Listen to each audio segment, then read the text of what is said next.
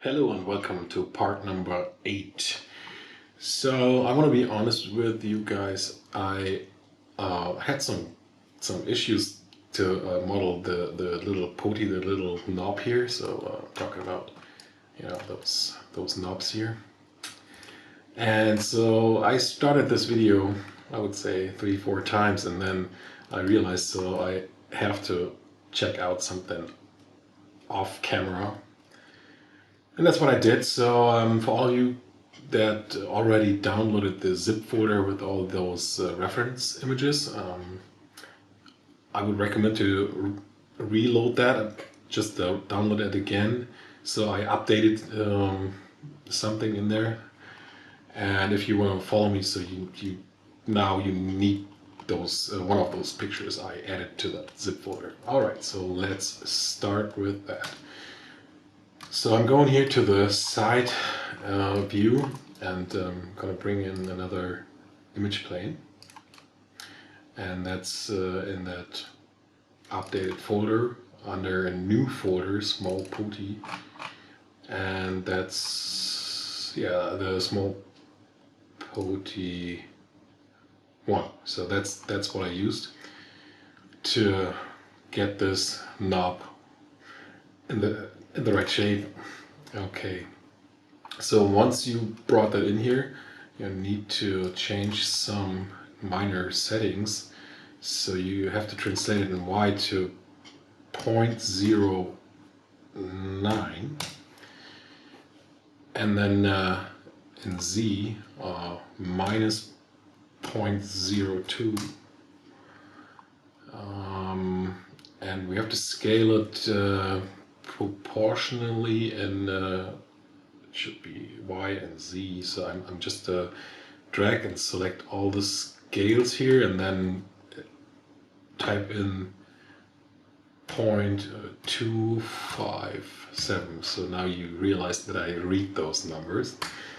Okay, and that's it. So that's what you have to change to the image plane so that it has the same dimensions like the knob has in real life. So okay, so let's quick switch to the perspective view, and then let's move it somewhere in X here, so we don't want to have it in the center of the grid. And then let's say Alt H to hide everything else. And now we're gonna create a polygon cylinder. Under the inputs, put the radius to 0.4, so that's the exact radius you need for building it with the same dimensions in real life. So the height is 1 centimeter, and the subdivisions are 32. Okay, so with this cylinder here created, we don't need the caps. We don't need both caps. We have to build them later on, at least the one on the top. So you could just go to the top view, hovering over the top view, and hit F with the selected cylinder, and then right-click face, select all the faces, and just delete them. So we're working with this pipe or cylinder pipe.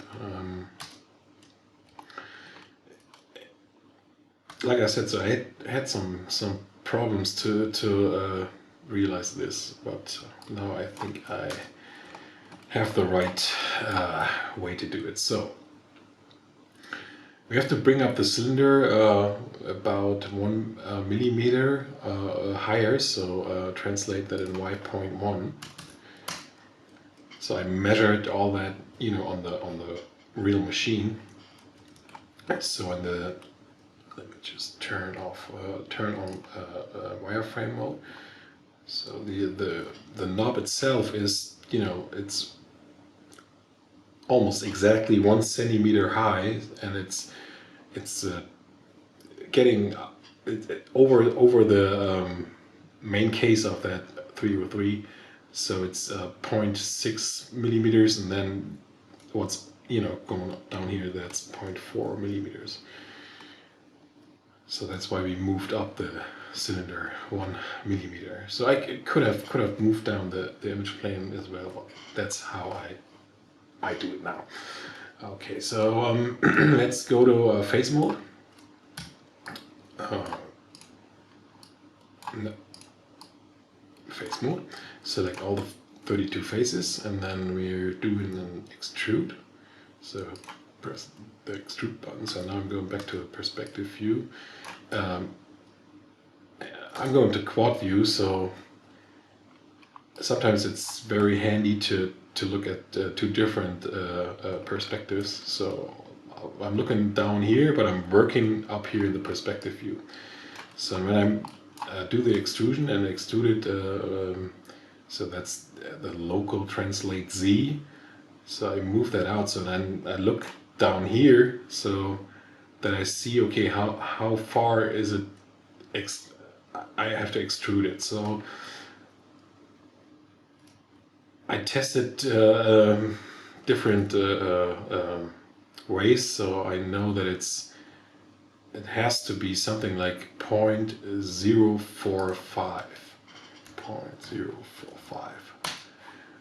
And the reason why that number is correct is that, you know, I'm looking here, maybe it's hard to see, I don't want to deselect it now, so I'm looking at this area here. So because the knob itself is not I don't know the word, so it's not a rectangular shape, so it's you know, it's getting wider at the low, so it's it gets narrow to the top. Sorry for my English. Okay, and then we have to, and that's an important thing here, so we have to keep faces together off. So just left mouse and switch over to the left, so turn that off.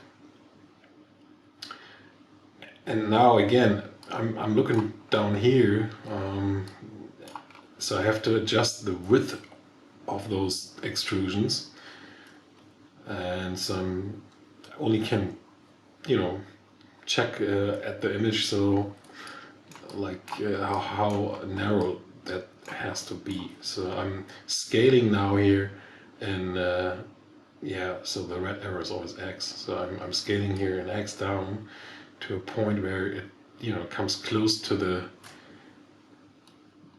width of, you know, those knob parts.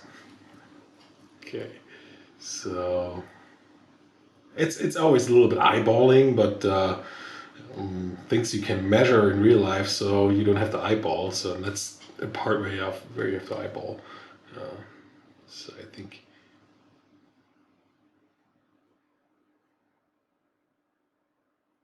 something like this.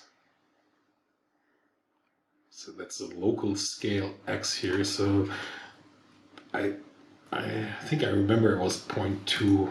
What was comes close to the real part. Okay.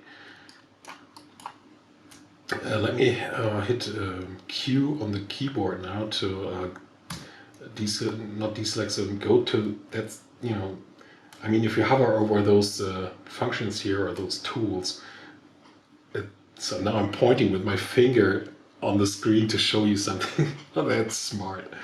Okay, so it says Q is the shortcut for a select tool. And so that's why I'm always hit Q to get out of the other tools.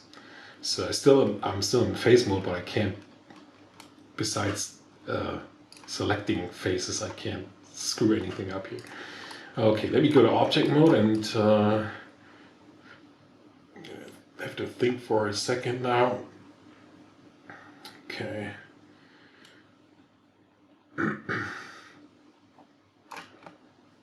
All right. So to get this to where we want it, we need to I just want to explain it first. Let me just grab one of those edges here. Go to the move tool, hit W, and now I'm going back to the side view. So we have to move down. Maybe I go quad view and zoom in here in the perspective. So I'm moving that down to a point where it, you know, comes close to the background image here, to that reference image where, you know, those little things, I don't know the word for it, but and it's funny, I don't even know the German word for it. Yeah, so we have to move that down, but I'm doing it only on one part because it's sometimes, for me, it's better to just do it. I mean, the reason is it's kind of hard to select all those end edges here. So then I'm more the guy that, you know, just do it on one part. So just, you know, just one part, and then separate that part, and then again duplicate it and connect it back together. So I think that's in many cases the better or easier way, instead of manipulating and working on, you know, many pieces, and then, you know, the risk that you screw something up and you don't realize it is way higher than just focus on one part and then use that to build the rest. Okay, so that that's, you know, I think comes pretty close to the background image. Check that out here in the side view again. Maybe I bring it down a little lower, or because when we later smooth the geometry, so it's, you know, it's gonna change its location here, that edge a little bit. Okay, just hit key on the keyboard, so that's looking good to me. And then we wanna, that's something that's hard to see on the images, or we have to do one thing first, sorry. So, like I said, it has the shape of a cone. So let's go to vertex mode and select all the bottom vertices. Maybe just check what's going on down here. Okay, and now we scale the bottom vertices of that cylinder. And again, I'm looking here, the fact that, you know, this is the cone form. That's so, and then by scaling down here, I just try to get it almost perfect to the background image. So like that. So now you can see that, you know, this outer part here is exactly over the background image. So I think that comes close to the real object. Okay, so now hit Q on the keyword again. And I think for this video, should be enough. So I was just thinking about doing a little tweak here, but I'm gonna end this video, and then we will go on finishing this knob in the next one. See you then.